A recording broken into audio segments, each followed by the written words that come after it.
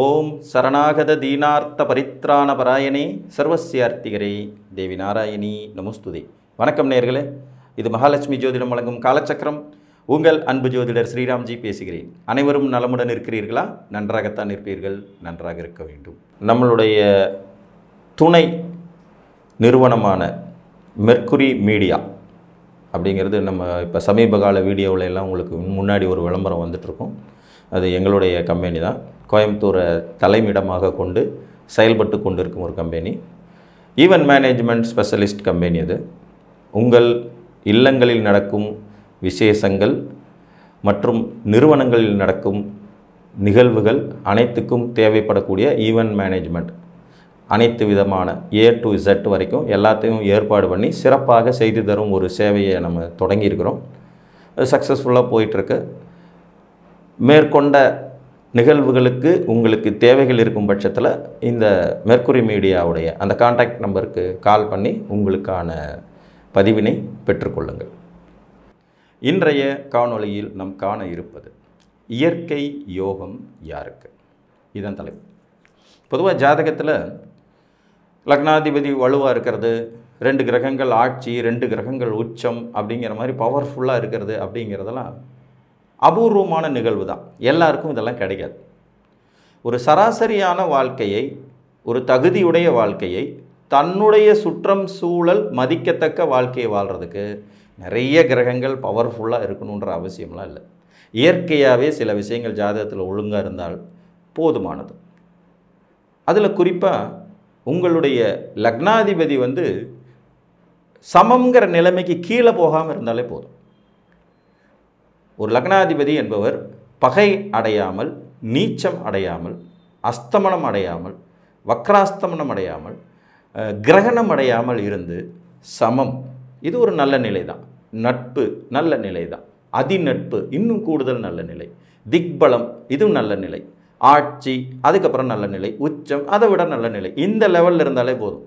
So லக்னாதிபதி என்பவர் சமங்கிற நிலையில் இருந்தாலே உங்களுக்கு ஒரு யோகமான ஜாதகம் தான். இயற்கையான அமைப்பில் கிடைக்க வேண்டியது ஒரு மாதிரி கிடைச்சிடும். லக்னாதிபதிக்கு அடுத்தபடியாக பார்த்திங்கன்னா அதிகப்படியான கோள்கள் கடும் பாவ வீடுகள் அப்படின்னு சொல்லக்கூடிய விருச்சிகம் மற்றும் கும்பம். இந்த விருச்சிகம் கும்பத்தில் அதிகப்படியாக கோள்கள் இல்லாமல் இருக்கிறதே ஒரு இயற்கை யோகம்தான். அப்போ அதிகப்படியான கோள்கள் இங்கே இருந்தால் என்ன ஆகும்? நிச்சயமாக அந்த ஜாதகரின் வாழ்க்கை ஒரு சீரான வளர்ச்சியோடு இருக்காது. காலபுருஷனுடைய 8ஆம் வீடான விருச்சிகமும் 11ஆம் இடமான பாதகஸ்தானமான கும்பமும் மோஸ்ட்லி ஆஃப் கிரகங்களை, அதிகப்படியாக கிரகங்களை கெடுக்கக்கூடிய வீடுகள். இப்போ எப்படி தனுசு வீட்டில் அதிகப்படியான கிரகங்கள் இருந்தால் அது ஒரு அதிர்ஷ்டம், நன்மை அப்படின்னு சொல்கிறோமோ, அதே மாதிரி இந்த விருச்சிக வீட்டிலையும் கும்ப வீட்டிலையும் அதிகமாக கிரகங்கள் இருக்கக்கூடாது. குறிப்பாக குருவை தவிர. ஏன்னா குரு பகவான் மட்டும்தான் இந்த 2 வீடுகளில் பெருசாக பாதிக்கப்பட மாட்டார். மற்ற கிரகங்கள் இங்கே அமரும்போது டிஸ்டர்ப் ஆகும்.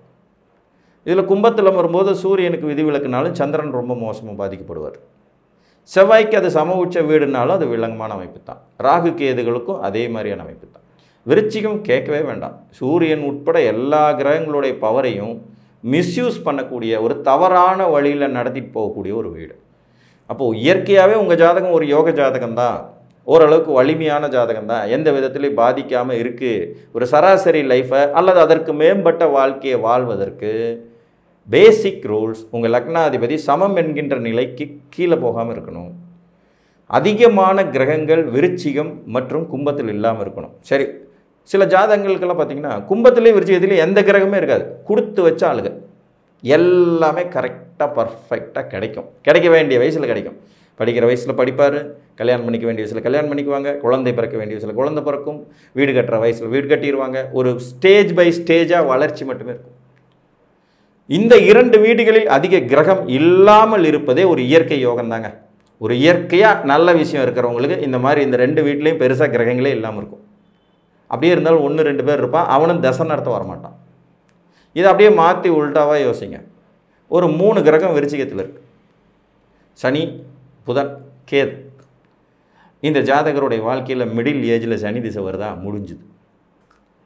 உங்கள் லக்கணத்துக்கு அவன் யாராக இருக்கட்டும், எப்படி வேணாலும் இருக்கட்டும், சனி திசை ஒரு 19 வருஷம், புதன் திசை ஒரு 17 வருஷம், முடிஞ்சு போச்சு 36 வருஷம், கேது ஒரு 7 வருஷம், 43 ஆண்டுகள் ஜாதகருக்கு இருட்டு வாழ்க்கை மாதிரி தான். இது எப்படி மாறும்? உச்சம் பெற்ற குரு கடகத்தில் இருந்தபடி அந்த இடத்த பார்த்தாருனாலும் மாறும். புரியுதுங்களா? அப்போ அதிக கிரகங்கள் கும்பம் விருச்சிகத்தில் இல்லாதிருத்தலும் ஒரு இயற்கை யோகம். லக்னாதிபதிக்கு அடுத்தபடியாக கூர்ந்து கவனிக்க வேண்டிய இன்னொரு கிரகம் பாக்கியாதிபதி. இந்த பாக்கியாதிபதியும் இந்த சமங்கிற நிலைமைக்கு கீழே போகாமல் இருக்கிறது இன்னும் ஒரு இயற்கை சுபம்தான், அதிர்ஷ்டம்தான். அதே மாதிரி பூர்வ புண்ணியாதிபதி என்று சொல்லக்கூடிய 5ஆம் அதிபதி, இந்த 1, 5, 9 இந்த 3 பேரும் சமநிலை, நட்பு நிலை, அதிநட்பு நிலை, திக்பல நிலை, ஆட்சி நிலை, உச்சநிலை, அதி உச்ச நிலை, இதில் எதுலையாவது ஒன்றில் இந்த 3 பேர் மட்டும் இருந்துட்டாங்கனாலே அந்த ஜாதகர் பிறப்பு முதல் இறப்பு வரை எந்த பாதிப்புகளையும் பெரிதாக சந்திக்காத ஒரு சராசரி அல்லது அதற்கு மேற்பட்ட ஒரு வாழ்வியலை, சந்தோஷங்களை அனுபவிப்பார். விருச்சிகம் கும்பத்தில் அதிகப்படியாக கிரகங்கள் இல்லாமல் பிறந்த ஒரு ஜாதகரும் இயற்கையான யோகசாலியாகி, பிறப்பிலேயே யோகசாலின்னு சொல்லுவாங்க இல்லையா, த பார்ன் வித் சில்வர் ஸ்பூன், அந்த சில்வர் ஸ்பூன் ரேஞ்ச் வரைக்கும் நம்ம போக வேண்டாம். நல்ல தாய் தகப்பனுக்கு பிறந்து ஒரு ஒழுக்கமான முறையில் வளர்ந்து நல்ல படிப்பு படித்து ஒரு உத்தியோகமோ அல்லது ஒரு பிஸ்னஸோ 10 பேருக்கு உதவி பண்ணுற மாதிரியே நடந்து நம்ம சுற்றம் சூழல் முன்னோர்கள் பார்த்து பெருமைப்படுற அளவுக்கான ஒரு வாழ்க்கையை வாழ்ந்து சரியான பருவத்தில் வாழ்க்கை துணை அடைந்து புத்திரபாக்கியம் அடைந்து ஒரு சராசரி லைஃபை நல்ல சந்தோஷமாக வாழ்கிறதுக்கு இந்த அமைப்புகள் போதுமானது. புரியுதுங்களா? போராட்டம், திடுக்கிடும் திருப்பங்கள், விபத்து, கண்டங்கள், திடீர் மரணம், சடுதியில் சரிவு, எதிர்பாராத நிகழ்வுகள், இது எல்லாத்தையும் கொடுக்குற இடம் இந்த 6, 8, 12. பொதுவாக 6, 8, 12ஆம் அதிபதிகள் அந்த இடத்துல அதிக பவராக இல்லாமல் இருந்துக்கிறதும் ஒரு விதத்தில் நல்லது தான்.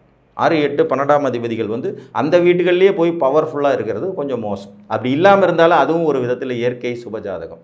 அதே மாதிரி லக்னாதிபதியானவர் ஆட்சி உச்சம் பெறாத நிலையில் 6, 8, 12 போய் உட்காரக்கூடாது. ஆட்சி உச்சம் பெற்றால் அது கணக்கு வேறு. இப்போ உதாரணமாக கடக லக்னத்துக்கு குரு 8ஆம் இடத்துல உச்சம் பெறுவார்.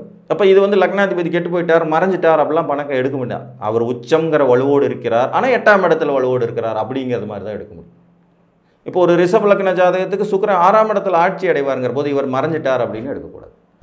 ஆட்சி உச்சம் இல்லாத நிலையில் உங்கள் லக்னாதிபதி 6, 8, 12 மறைந்து பலகீனமாகக்கூடாது. இது ரொம்ப ரொம்ப முக்கியம். அப்படி இல்லாமல் இருந்தால் அதுவும் ஒரு இயற்கை யோகம் சுபம்தான். ஸோ இங்கே மெயினாக கவனிக்க வேண்டியது லக்னாதிபதி சமநிலைக்கு கீழே போகாமல் இருக்கணும். இங்கே உச்சம் பெற்ற கிரகம் 100 மதிப்பெண்கள் பெறுகிறது என்றால், உச்சம் பெற்ற கிரகத்துக்கு 100 மதிப்பெண் கொடுக்குறோம்னா சமம் பெற்ற கிரகம் 25 மார்க் வாங்கும். ஒரு சமங்கிற நிலையில் இருக்கிற கிரகம் 25 மார்க் வாங்கியிருக்கும். அப்போ ஒரு தனி மனிதனுக்கு அவன் வாழ்வியல் தேவைகளை பூர்த்தி செய்வதற்கு ஒரு கிரகத்துக்கு 10 மதிப்பெண் இருந்தால் போதுன்றது ஜோதிட சாஸ்திரம். 10 மார்க் வாங்குற கிரகமே வேலை செய்யும். புரியுதுங்களா? 10 மதிப்பெண்களே போதுங்கிற போது சமங்கிற வலிமையில் 25 மதிப்பெண் வாங்கக்கூடிய ஒரு கிரகம் உங்களுக்கு கட்டாயம் வேலை செய்துவிடும். இதில் இன்னொரு இயற்கை சுபம் அப்படிங்கிறது என்னென்னா, இப்போ இந்த அருள் அணி பொருள் அணின்னு 2 விதத்தில் லக்னங்கள் பிரிச்சிருக்கிறதுல உங்கள் லக்ன சுபர்கள் தொடர்ச்சியாக தசை நடத்துகிற அமைப்பு உங்களுக்கு இளமையில் கிடைச்சா நீங்களும் ஒரு கொடுத்து வச்சவர் தான். இப்போ ஒரு மகர லக்ன ஜாதகம்னா சனி திசை, புதன் திசை, கேது திசை, சுக்கிர திசை இந்த வரிசையில் வந்ததுன்னா அது ஒரு 20 வயசில் ஆரம்பித்து 65, 70 வயசு வரைக்கும் இது நடந்தாலே அவர் கொடுத்து வச்ச அமைப்பு. இதுவே ஒரு சிம்ம லக்ன ஜாதகமாக இருக்கும்போது சூரிய திசை, சந்திர திசை, செவ்வாய் திசை, ராகு, அதுக்கப்புறம் வர்ற குரு திசை, இப்படி ஒரு வரிசையில் வந்தாலே நீங்கள் ஒரு கொடுத்து வச்ச அமைப்பு. இதுக்கு மாறி உல்டாவாக நடக்கும்போது தான் டோட்டலாக டிஃப்ரெண்ட்டாக இருக்கும். இப்போ ஒரு உதாரணமாக ஒரு மீன லக்ன ஜாதகத்திற்கு ஒரு மீன லக்ன ஜாதகம், மீன லக்னம் மீன ராசின்னு வச்சுக்குவோம். புரட்டாதி நட்சத்திரம் 4ஆம் பாதத்தில் பிறக்கிறார். பிறந்த உடனே ஒரு 3 வருஷம் குருமகா திசை முடிஞ்சுது. அதுக்கப்புறம் 19 வருஷம் சனி திசை நடக்கும். மீன லக்னம் மீன ராசிக்கு சனி ஒன்றும் பெரிய ராஜயோகாதிபதி இல்லை, கொடுக்கவும் மாட்டார் கெடுக்கவும் மாட்டாருங்கிற மாதிரி மிடில் போய்டும். அதுக்கப்புறம் வர்றவர் புதன், பாதகாதிபதி, கேந்திராதிபதி, மாரகாதிபதி, அவரையும் பெருசாக எடுத்துக்க முடியாது. புதனுக்கு அடுத்து வர்ற கேது, அவர் எங்கே இருக்கிறாரோ இருக்கிற இடத்துக்கு தகுந்த மாதிரி தான் லைஃப்னு ஆகிடும். அதுக்கப்புறம் சுக்கிரன் ஒரு 20 வருஷம் வருவார். கிட்டத்தட்ட பார்த்திங்கன்னா மிடில் ஏஜ் வரைக்குமே லக்னத்திற்கு சம்மந்தமே இல்லாத கிரகங்கள் தசை நடத்திடும். இது ஒரு அவயோகம். இந்த மாதிரி இல்லாமல் உங்கள் ஜாதகம் பிறப்படுத்திருந்தாலே நீங்கள் ஒரு கொடுத்து வச்சவர் தான். புரியுதுங்களா? இயற்கையில் யோகசாலிகள், அவங்க பிறப்பிலேயே அந்த நல்லதை அனுபவிக்க பிறந்தவர்கள் என்கின்ற முடிவுக்கு இந்த அமைப்புகளில் வர முடியும். லக்னாதிபதி சமநிலைக்கு கீழே போகாமல் இருக்கணும், பூர்வ புண்ணியாதிபதி சமநிலைக்கு கீழே போகாமல் இருக்கணும், பாக்கியாதிபதி சமநிலைக்கு கீழே போகாமல் இருக்கணும். ஆட்சி உச்சம் அடையணும்னே நான் சொல்லலை, சமத்துக்கு கீழே போகாமல் இருந்தாலே போதுமானது.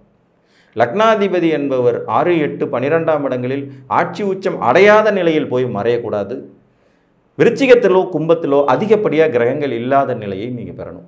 இந்த இடத்துல கிரகமே இல்லாமல் இருந்துட்டாலே நீங்கள் சராசரி வாழ்க்கையை, ஒரு சந்தோஷமான வாழ்க்கையை, இயற்கையில் யோகசாலியான வாழ்க்கையை வாழ முடியும் என்று கூறி மீண்டும் ஒரு காணொளியில் உங்களை வந்து சந்திக்கும் வரை உங்களிடமிருந்து அன்புடன் விடைபெற்றுக் கொள்வது உங்கள் அன்பு ஜோதிடர் ஸ்ரீராம்ஜி.